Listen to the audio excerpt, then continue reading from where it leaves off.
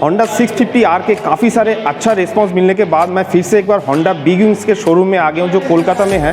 तो आज एक बार फिर Honda 650R के रिव्यू देंगे और साथ ही साथ आज का जो मेन मोटो है वो है Honda 650R। अगर आप लेना चाहते हो तो मिनिमम डाउन पेमेंट क्या है, कितना मतलब EMI पड़ेगा, कैसे आप डॉक्यूमेंटेशन करेंगे, सारे उस चीज़ के बारे में आपसे शेयर करेंगे। तो welcome to lord of doors में आपका एक बार फिर से स्वागत है।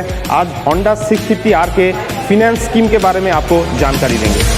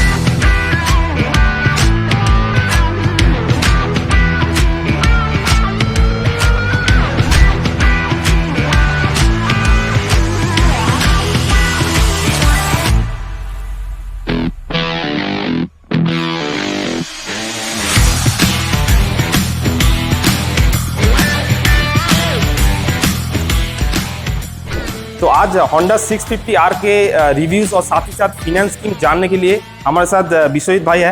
Hi Vishwajeet, welcome to lord of doors. तो आज बेसिकली हम लोग Honda CV 650R के बारे में थोड़ा सा जानकारी लेने के लिए आए हैं।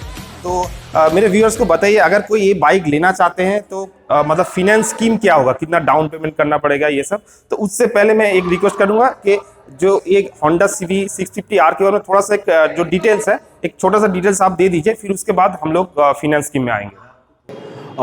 नॉर्मली CBR 650R जो भी लॉन्च किया हुआ है नया 2022 मॉडल, इसमें क्या है कि प्रीवियस मॉडल से इसमें 4 किलो 4 kgs कम किया गया है। इसका BHP है 87 and Kolkata on road price is 10,79,000। 10,79,000 right, ये अप्रॉक्स बोल रहे हैं। बट इसका जो अभी अगर आप फिनांस स्कीम जो है, जैसे मेरे भाई बताए थे, तो इसका फिनांस स्कीम होगा minimum 20% down payment and rate of interest इसका स्टैंडर्ड आता है 7। तो 7 ऐसा नहीं है कि कस्टमर आ रहे हैं और कस्टमर बोल रहे हैं कि 7%। वो डिपेंड करता है कस्टमर प्रोफाइल के ऊपर। कस्टमर बिजनेस भी कर सकते हैं, कस्टमर सैलरी भी हो सकते हैं, कस्टमर NI भी हो सकते हैं, नॉन इनकम प्रूफ भी हो सकते हैं। तो उस हिसाब से अगर स्टैंडर्ड मैंने बताया वो 7 हुआ। लॉगिन करने के बाद फाइनेंस होने के बाद वो मोस्ट प्रॉब्ली 6.5 भी आ सकते हैं और बढ़ भी सकता है। मतलब थोड़ा बहुत एक मतलब अप एंड डाउन होगा ही, राइट। अभी और कुछ चीज जानना तो बता दीजिए। मतलब 20% मतलब लगभग मान के चलिए 3 से 3.5 लाख मिनिमम। 3 से 3.5 लाख डाउन पेमेंट करने से कस्टमर प्रोफाइल बहुत अच्छा है तो हम लोग कोशिश करते हैं कि 20% और 15% भी आ जाए। पर स्टैंडर्ड मैंने ये बताया कि कस्टमर का माइंडसेट में ये रहे, स्टेडियो माइंडसेट हो जाए कि 20% मेरा कोई भी सुपर बाइक्स या कोई भी प्रीमियम बाइक्स हो गया तो उसमें 20% करना है आपका मिनिमम, राइट, वो ले सकते हैं, वो क्राइटेरिया है। तो उसके साथ साथ जैसे डॉक्यूमेंटेशन की बात किए तो डॉक्यूमेंटेशन मतलब अगर कोई बिजनेस करता है तो क्या क्या डॉक्यूमेंट्स चाहिए होता है, और मैं दोनों का प्रोफाइल बता देता हूँ, फिर NIP लास्ट में बताएंगे।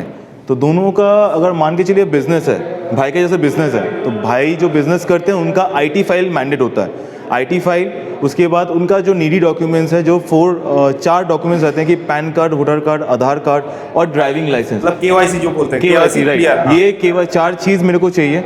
एंड फिनांस को और थोड़ा आगे करने के लिए मेरे को चाहिए होगा IT फाइल, बिजनेस करते हैं तो, और 6 मंथ्स का बैंक स्टेटमेंट। और इनैच, ऑनलाइन इनैच करने के लिए आपको सिर्फ डेबिट कार्ड चाहिए होता है। अगर आपके पास डेबिट कार्ड नहीं है तो उसके अगेंस्ट में आपको 2 चेक देना पड़ता है ECS मैंडेट के लिए। अब आ जाते हैं आपके पास जैसे कि सैलरीड पर्सन। तो जैसे कि भाई मान लीजिए कि सैलरीड पर्सन है, अच्छी जगह में काम करते हैं, तो वहाँ पे क्या होता है, सेम KYC 4 चीज़ लगता है और उसका ऊपर सैलरीड अगर होते हैं तो 3 सैलरी स्लिप चाहिए होगा, लास्ट 3 मंथ्स का जो सैलरी, लास्ट 3 मंथ्स का salary slip. And same goes to 6 months bank statement. Online match हुआ तो डेबिट कार्ड, और ऑनलाइन मैच नहीं हो पा रहा है तो उसमें आपका ECS चेक, 2 ECS चेक चाहिए होता है, कैंसिल चेक, वो इनैच करने के लिए, EMI करने के लिए। तो ये बेसिक मतलब डॉक्यूमेंटेशन है। अभी आ जाते हैं लास्टली जो NIP केस होते हैं। NIP मतलब non income proof customer, non income proof customer. So उनके हिसाब से अगर देखा जाए तो उनका बैंक स्टेटमेंट चाहिए होता है, हेल्दी बैंक स्टेटमेंट होना पड़ता है। मान के चलिए आप इनकम नहीं कर रहे पर आपका बैंक स्टेटमेंट अगर हेल्दी होता है ना, तो उसमें भी हम लोग प्रोसेस कर सकते हैं, पर उसका रेट ऑफ इंटरेस्ट वैरी करता है। मान के जहाँ पे मैंने बताया 7%, it will goes to like 7.5 से लेके 9.5 तक ये हो सकता है।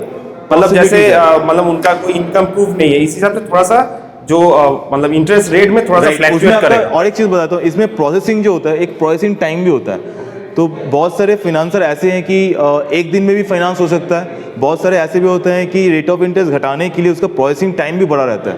तो मान के चलिए जिसका रेट ऑफ इंटरेस्ट कम है उसका शायद से टाइम लग सकता है 3 से 4 दिन वर्किंग डेज, छुट्टी का दिन अलाउड नहीं है तो बैंक बंद रहता है, तो 4 और 5 वर्किंग डेज लगता है। और मान के चलिए कहीं पे भी आपका इंटरेस्ट रेट ऑफ इंटरेस्ट ज़्यादा लग रहा है तो उसमें क्या होगा ना, एक दिन में शायद से उसका काम हो सकता है। तो पॉसिबिलिटीज़ जो है ना, ये depend on the customers and depend on the finance schemes, ये दोनों वैरी करते हैं, राइट। जैसे कि 650 हम लोग के लिए बहुत डिमांडेबल है, भाई की वीडियो देख के बहुत सारे कस्टमर्स भी आए हुए हैं, काफी सारे रिस्पांस मिला, सबसे रिस्पांस आ रहा है, बहुत अच्छा रिस्पांस है, हेल्दी है। और 650 ऐसा गाड़ी है 650R, इसका इनिशियली इसका प्राइस थोड़ा सा ज़्यादा है, मैं बोलूँगा तो 10.79 इसका प्राइस आ रहा है, राइट। पर इसका आफ्टर सेल्स सर्विस जो है बहुत ही रिजनेबल प्राइस में आता है। जैसे कि इसका 3 सर्विस फ्री है, तो 3 सर्विस में आपका अप्रॉक्सीमेटली इसका सर्विस कॉस्ट आता है 3 से लेके 4,000 का। बीइंग अ सुपर बाइक इसका 3 से 4,000 बहुत ही रिजनेबल है कंपेयर टू अदर बाइक्स। मैं कंपेयर नहीं करूंगा दूसरा बाइक्स। मेरा जो लास्ट वाला वीडियो था काफी सारे कमेंट्स आए थे कि ओवर प्राइस्ड है, थोड़ा सा बजट में ज्यादा है। ये मेरे पास कस्टमर आते हैं। हाँ, ये चीज थोड़ा सा कंसीडर में रखें कि इनिशियली आपको थोड़ा सा ज्यादा पे करना पड़ रहा है, पर आफ्टर वो बैलेंस हो जाता है। भाई ने बोला कि सर्विस जो चार्जेस है, सर्विस चार्ज में आपको काफी फायदा मिलने वाला है। ये होंडा वैसे मैं आपको ये बता बहुत ही मेंटेनेंस, मतलब होंडा के बाइक ज्यादातर हम लोग जो नॉर्मली चलाते हैं काफी रिलायबल होता है, मेंटेनेंस इतना ज्यादा नहीं होता है दूसरे बाइक के हिसाब से। मैं और एक चीज़ ऐड करना चाहूँगा, जैसे कि मान के चलिए आपको 650 लेना है, मैं हटा देता हूँ दिमाग में, जैसे कि मेरे जैसे जो भाई लोग हैं जो काम करते हैं नॉर्मली कम्यूटर बाइक्स या प्रीमियम बाइक चला रहे हैं 400, 350, 390 जो चलाते हैं, तो उनको अपग्रेड करना है। पर सुपर बाइक्स अभी का प्राइस और मेंटेनेंस के हिसाब से वो लोग नहीं कर पाते हैं। पर ये मैं बोलूँगा, अगर आप 650 लेना चाहते हो, आप थोड़ा सा वेट कर लो, थोड़ा सा जमा लो, अपना जो भी सेविंग्स है उसको जमा लो और गो फॉर 650 यार। ये आपको बाद में पता चल जाएगा क्यों, क्योंकि इसका सर्विस जो है,